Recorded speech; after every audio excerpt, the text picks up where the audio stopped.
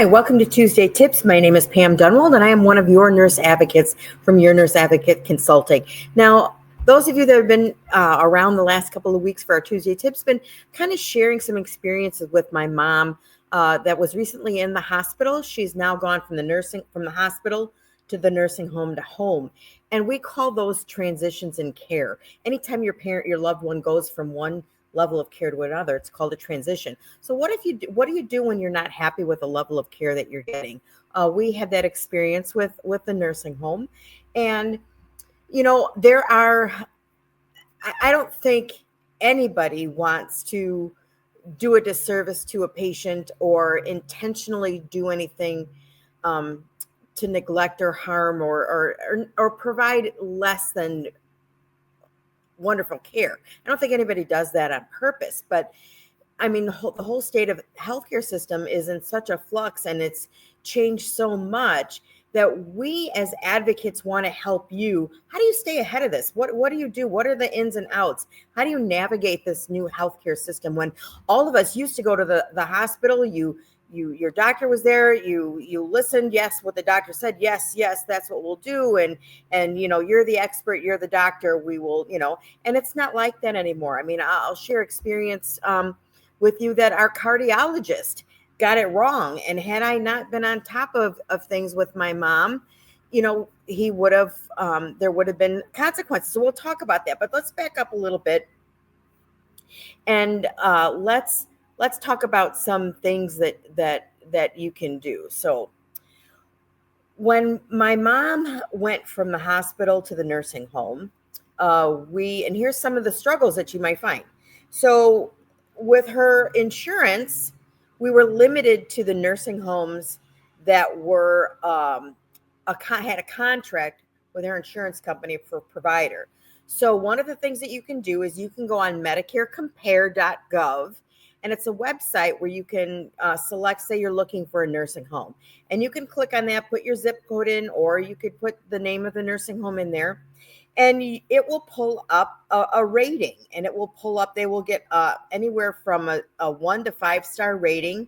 They're rated on staffing, they're rated on quality measures, and they are rated on customer satisfaction. And they also share information about the last state survey. What were some of the issues? Have they had any complaints in the last couple of years? So you can really do a lot of research.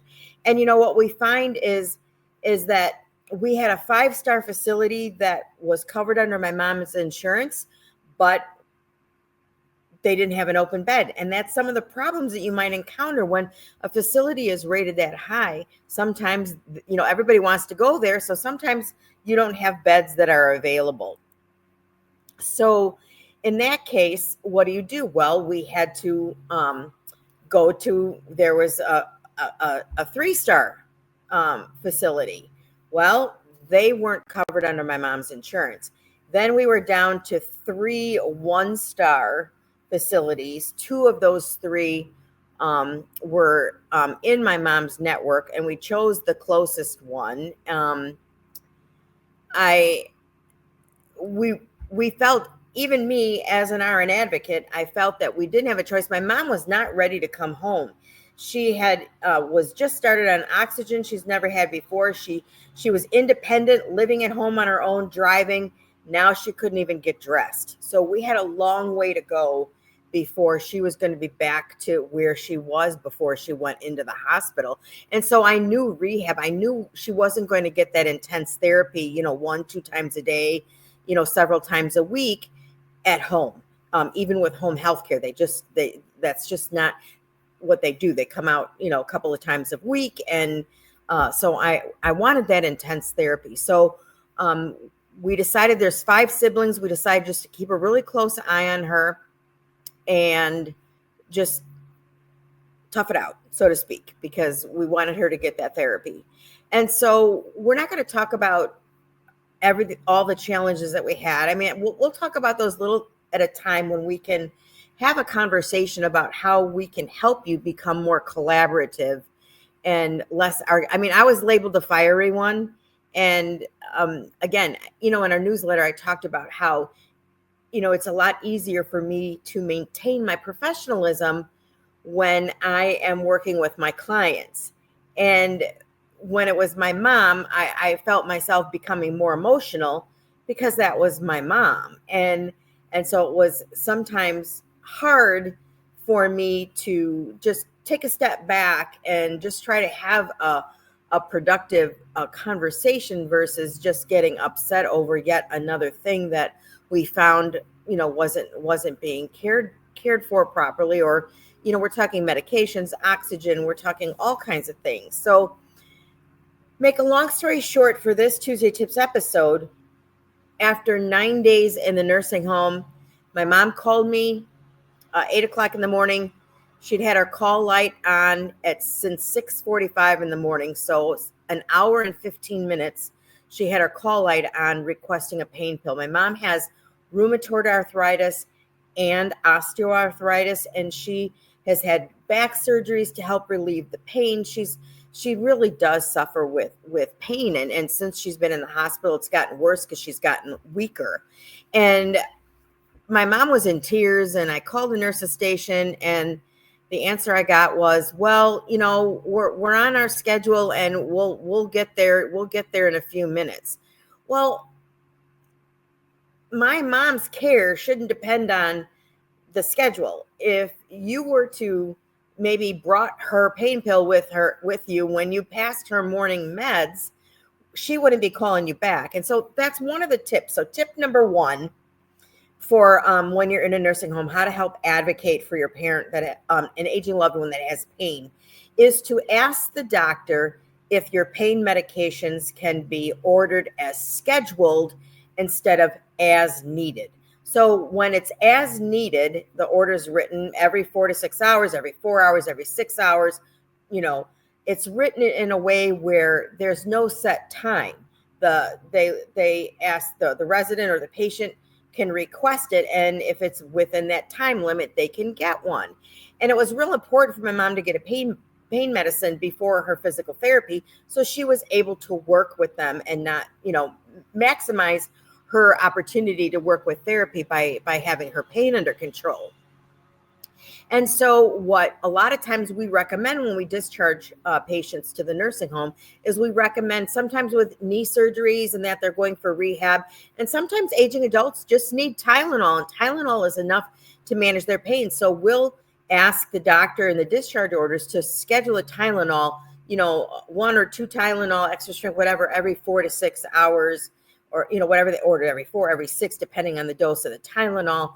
And we schedule that so they're getting it at routine times. And so they're always having something on board for pain.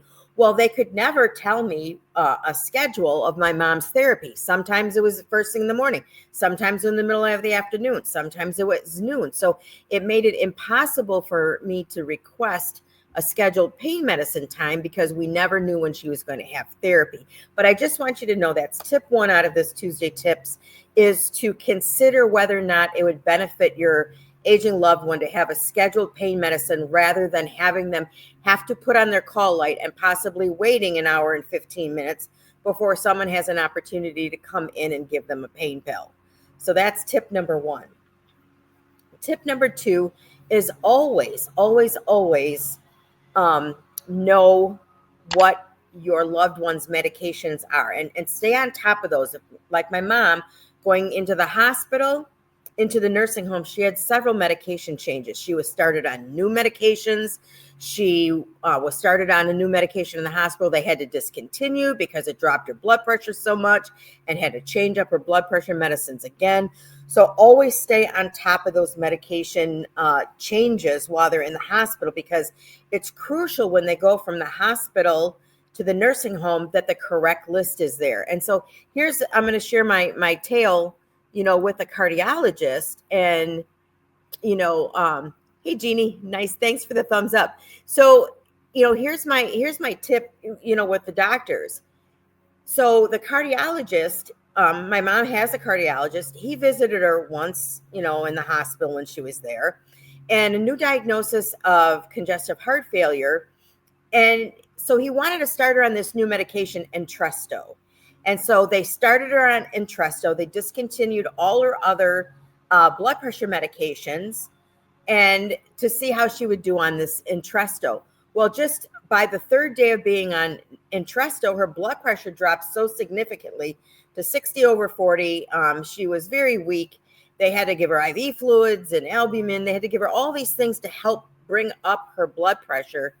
And so they stopped the Entresto, and they said that this was one of the common side effects is a rapid decrease in blood pressure. So both the hospitalist and the pulmonary doctor agreed that she should come off this medicine. Well, when we went to the cardiology follow-up appointment, he wanted to know why the Entresto was discontinued. And I said, well, because it dropped her blood pressure. And he said, no, it didn't. It was the lisinopril who dropped her blood pressure, which was one of the blood pressure medicines that my mom was on. So when they discontinued the lisinopril in the hospital, when he was on the Entresto, once the Entresto was stopped because it caused the change in blood pressure, the hospitalist put her back on her normal dose of lisinopril. So by the time the cardiologist saw her, her med list did show that she was on the lisinopril. But he argued with me and said it was the lisinopril that caused her blood pressure to bottom out and to drop so low. And it wasn't the Entresto. And he would not listen to me when I told him that the lisinopril was discontinued in the hospital, why she was on the Entresto. And I had to flat out refuse to say, we're not restarting that medication. And he was upset with me. But again, that's how sometimes we have to advocate so strongly for our loved ones. And I wish we didn't have to, but he obviously didn't review the medical records prior to her visit to see what happened and to see the doctor's notes about what they did, what the medication changes were. So he didn't update himself on what had occurred, when they discontinued the Entresto. So you have to really stay on top of everything. So the last thing I'm going to talk about is when we were in the nursing home, when I was sharing that story about my mom and how she called me in the morning. She didn't get a pain pill. She got left in the weight room, just sitting there in a wheelchair, and was forgotten. She got dressed. The aide was rough with her and put dirty clothes on her. I mean, all of this just accumulating. We decide, okay, we're busting mom out of the nursing home. Enough is enough. But here's what a lot of people don't understand. And this is, my plea to you. If you were in a situation like this, reach out to us, reach out to an advocate, reach out to someone that has knowledge about the consequences. Because when we called the administrator on call to talk about bringing my mom home from the nursing home, right away it says, well, she'll be leaving against medical advice. And what does that mean? AMA, against medical advice. That means that you can leave the nursing home anytime you want, but without a doctor's order saying that it's safe and it's proper and that there are things in place to continue the care at home, they could label you against medical advice. So what's the consequences of that?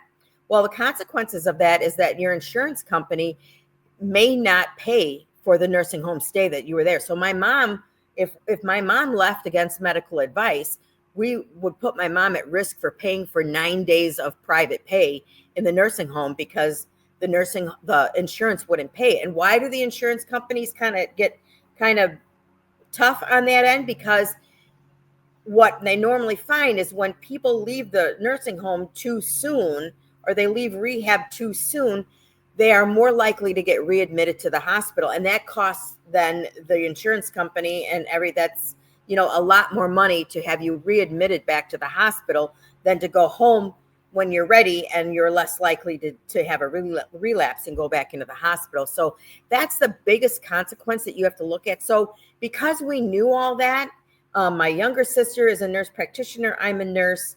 The other 3 siblings are not in healthcare, but we all band together and we put a plan in place. We talked to the administrator on call. We explained that we are going to have palliative care coming into the home. We're going to have home health. We can arrange all that.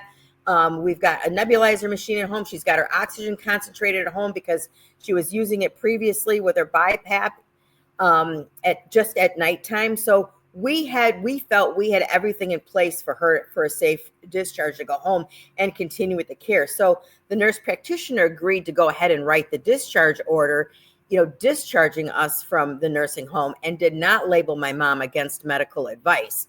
So this is something that you have to be really careful of. Otherwise, there would be financial consequences. And not to say that there's not good reasons. We felt we had good reasons to pull her out, but use an advocate, use somebody that knows this, that's familiar with the system, that can help you navigate it properly, so that we can have a plan in place to meet the needs and satisfy the provider, that we do have a plan in place. We're just not happy with the care, but we are getting the necessary care in place at home or assisted living or wherever that would be, when you are going to take your loved one out of a nursing home. And, last I'm going to say before we wrap up is I'm in a business networking group, and there is a marketing person from a nursing home, a couple nursing homes in our area. So during these last couple of weeks, as I've been struggling with this, I would go to him. I would say, Bill, how would you handle this? If this was going on at the nursing homes that you represent, how would this be handled? So he would rattle off, and they had processes in place to address my concerns and things. So I don't want to say, I'm not here to say that nursing home and rehab is not necessary. It is. I still believe, yes, I agree. We took my mom out of rehab too soon. She needed what rehab could give. I just could not stand by and watch what was going on anymore. So there is a time, and there is a place, and there are good facilities there. And with staffing shortages, care might not be 100% optimal at all times, but keep the lines of communication open. Talk to the staff, talk to administrators, talk to the nurse managers. Make sure that you're advocating for your loved one, making sure that they get everything that they need. So this isn't going to be the end of this conversation. We have lots to share and lots to talk about, but I wanted to bring up those couple of tips today, especially, when you're talking to the doctor, when you're going, want to take someone out that may be considered, against medical advice. And so, with that being said, we're going to go ahead and wrap up this Tuesday tips. I just wanted to say thank you for those who stopped by.